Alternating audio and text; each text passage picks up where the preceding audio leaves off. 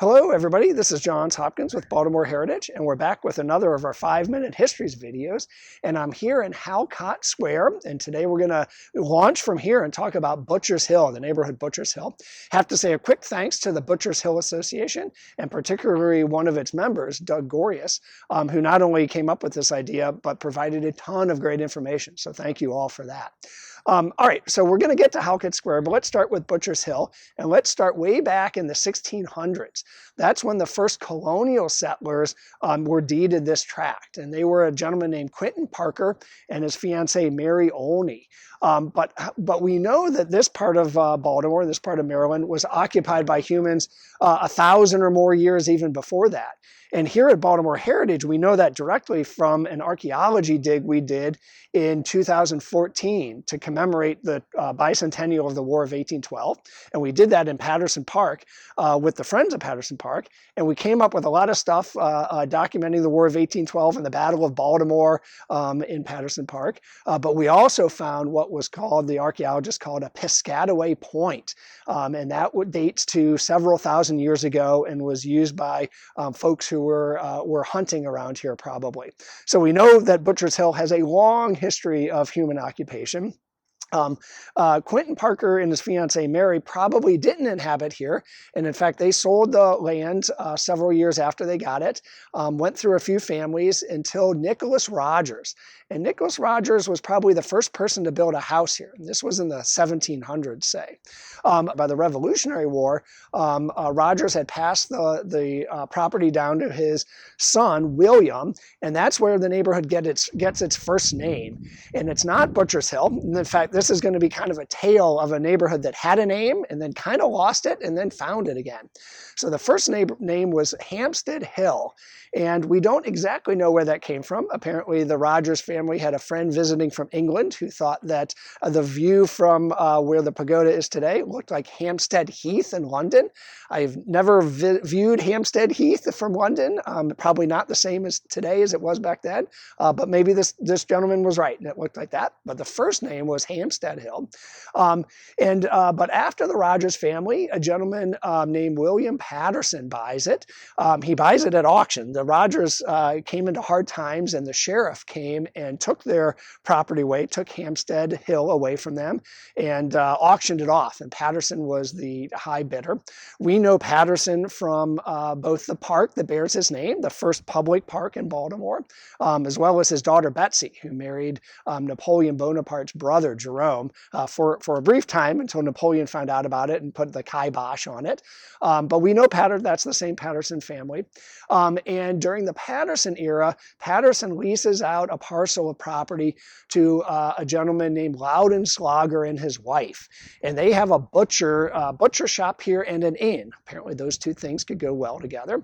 And it wasn't just Loudenslager. It was a number of other butchers and tanners who were out here on this hillside. Baltimore City would not allow them any closer. They were they smelled bad and did things that nobody wanted to look at. So they were out here on the outskirts of town. And pretty soon the area, although it was still on the books as Hampstead Hill, it became known as Loudenslager's Hill, or just plain Butcher's Hill from all the Butcher's Hill. And we know one young gentleman who climbed this hill to visit the butchers here was a young gentleman who went on to become known as Frederick Douglass. Frederick Douglass was an enslaved young man, probably still a boy, who when he arrived in Baltimore was told to march a flock of sheep up to the butchers up on Butcher's Hill. So we know that from his journal. So Butcher's Hill is going strong. It really takes off with development after the Civil War. And in fact, one of the first houses to get built after then was by a butcher who did quite well. Let me make sure I get his name right. His name was Jacob Bankard, and he built a mansion at the corner of Baltimore and Chester Streets. I believe that's it, the northeast corner. Still there, thankfully. And the neighborhood really takes off. One of the things that happens is that it's already got some residents and some businesses when the development takes hold. And so unlike some other row house neighborhoods where entire rows, entire blocks, maybe even several blocks were developed by all at the same time by one person. Here in Butchers Hill, we have individual houses or maybe small clusters of houses, 2 or 3 or 4 get built at a time. And I think that lends its charm today. If you walk around, you'll see a load of different architectural styles, Italianate for sure, but Georgian Renaissance styles also.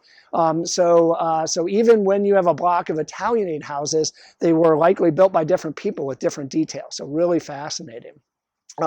So in the 1920s, we get up to the 1920s, and the neighborhood becomes a neighborhood of immigrants. Baltimore is flooding with immigrants coming in through Locust Point. We were the second highest port of entry next to Ellis Island for many, many years. And many of those immigrants were Jewish families. There was a synagogue built here in houses. People worshiped and had social clubs. And the Bankard Mansion actually became a Jewish home for indigent folks that later moved out to Levendale, I think is what it's called today. So that was what was happening here in the 1920s and 30s and 40s. After World War II, Butchers Hill, like many neighborhoods in Baltimore and communities across cities across the country, experienced disinvestment and flight and abandonment. And kind of the pendulum was not swinging in the right way for a number of years. But if you walk around the neighborhood today, you will not see abandonment and blight. You will see a wonderful, thriving neighborhood with gorgeous houses. So what happened? Well, in the 1970s, really the middle of the 1970s, a number of folks came in and pushed that pendulum to swing back in the right way. There was a neighborhood organization called SECO, the Southeast Community Organization, that set up a land bank with funds from the Ford Foundation, $600,000, I believe, and they started buying houses and selling them to urban pioneers who wanted a wonderful big house that needed a little fixing up. I think sometimes fixing up were the operative words there. And slowly the neighborhood started to move in the right direction. Let me end this part with a story or two from a gentleman who I got the pleasure to know, Bill Cassidy, who was a realtor here back in the 70s and 80s. And Bill shared with me 2 things. One thing is he shared with me an article he wrote for Real Estate News. Let me show you this here, 1982. And in it, he does a wonderful job of documenting the history of Butchers Hill. But it was not a scholarly article. It was basically a marketing piece. And the other thing that Bill shared with me before he passed away was back then, the neighborhood had kind of lost its name. It was known as East Baltimore, or maybe the area around Patterson Park. And he was trying to market it along with other folks at SECO and elsewhere. And he and a gentleman named Bill Pensick, who happens to be a Baltimore Heritage past president and lived here at the time in the 70s and 80s, they dug around and found some of the history and found this history of butchers here and sort of coined the name Butchers Hill and brought that back to life.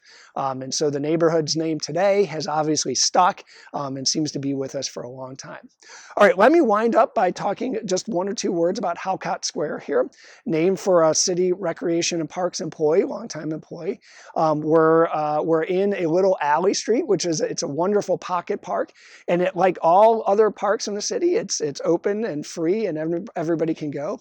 But unlike most pocket parks, or most parks, it is owned and managed by a nonprofit organization called Baltimore Green Space. I think they own and manage a couple dozen spaces around the city. And it was created in 1977. There were a few alley houses here that were demolished, and a pile of rubble was here, along with a bunch of trash that was cleared out, park benches put in, and plantings with flowers and trees. December is maybe not the best month to showcase it, but it is looking really good, even on this cold December afternoon. So I'm going to say thanks again to the Butchers Hill Association and encourage you. I was going to say come on out in the spring and see this park and the neighborhood in its glory, but I'm not going to say that. I'm going to say come on out in December. Tomorrow, come out, walk around the neighborhood, look at the fabulous architecture on the big streets and the alley streets, and then wander over here to Halcott Square and take a look at this wonderful gem of a park inside Butchers Hill. Thanks so much, and we'll see you next time.